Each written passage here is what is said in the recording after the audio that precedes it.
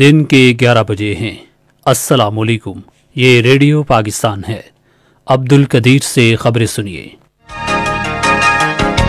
अहम खबरों का खुलासा।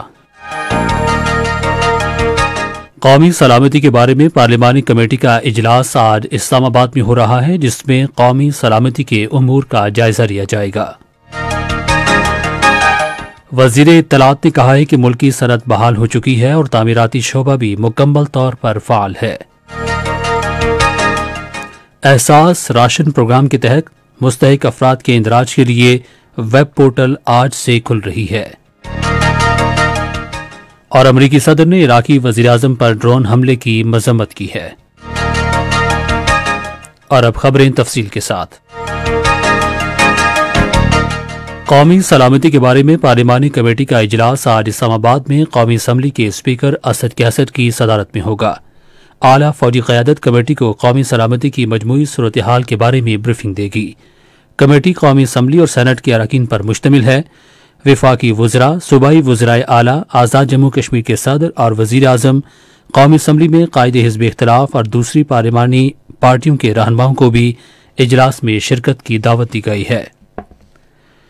वज़ीर आज़म इमरान खान ने एक ट्वीट में कहा है कि हमारे प्यारे पैगम्बर हज़रत मोहम्मद रसूलुल्लाह खातिमुन नबिय्यीन सल्लल्लाहु अलैहि व आलिहि व अस्हाबिहि वसल्लम ने एक अजीम तहजीब बनने से पहले अपने सादिक और अमीन की आला मिसाल के जरिए रियासत मदीना के आला मेयारात को सबसे पहले बुलंद किया। उन्होंने रोमी दानिश्वर स्कोपियो का एक हवाला दिया, जिसमें कहा गया कि कोई मुआशरा उस वक्त तक कायम नहीं रह सकता जब उसकी दीवारें खड़ी हों, जबकि उसकी अक़दार तबाह हो चुकी हों। इत्तलात और नशरियात के वज़ीर चौधरी फवाद हुसैन का कहना है कि मुल्क की सनअत बहाल हो चुकी है और तामीराती शोबा भी मुकम्मल तौर पर फ़ाल है।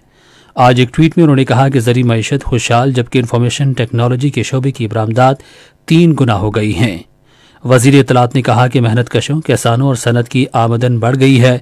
उन्होंने एतमाद जाहिर किया कि आलमी सतह पर कीमतें 6 से 8 माह में मामूल पर आ जाएंगी।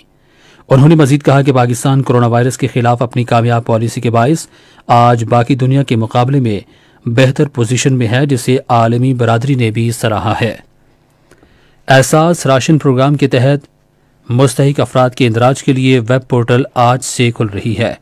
गुर्बत के खात्मे समाजी तहफ़्फ़ुज़ की मुआविन खुसूसी डॉक्टर सानिया निश्तर ने APP के साथ एक इंटरव्यू में कहा कि इस प्रोग्राम के तहत माहाना 31,000 रुपये से कम आमदनी वाले अफराद नामजद करियाना और यूटिलिटी स्टोर्स पर एआनती नरखों पर आटा, दालें, खाने का तेल और घी खरीदने के अहल होंगे।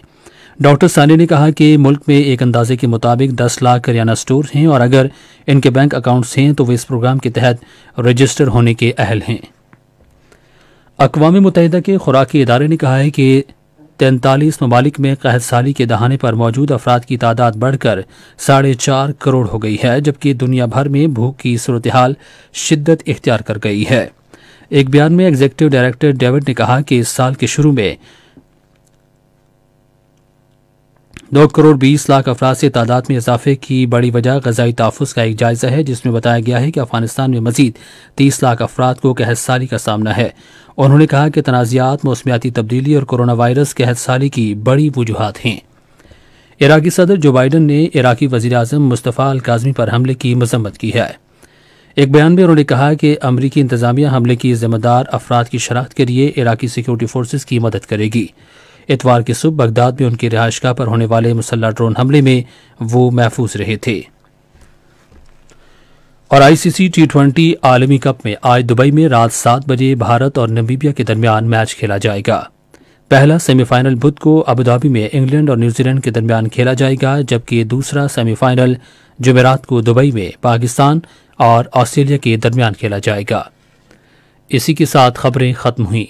मज़ीद खबरों और तज्ज़ियों के लिए आइए हमारी वेबसाइट पर, पता है radio.gov.pk, और फेसबुक के link radio Pakistan news official पर बराह रास्त वीडियो स्ट्रीमिंग भी मुलाहिज़ा कीजिए।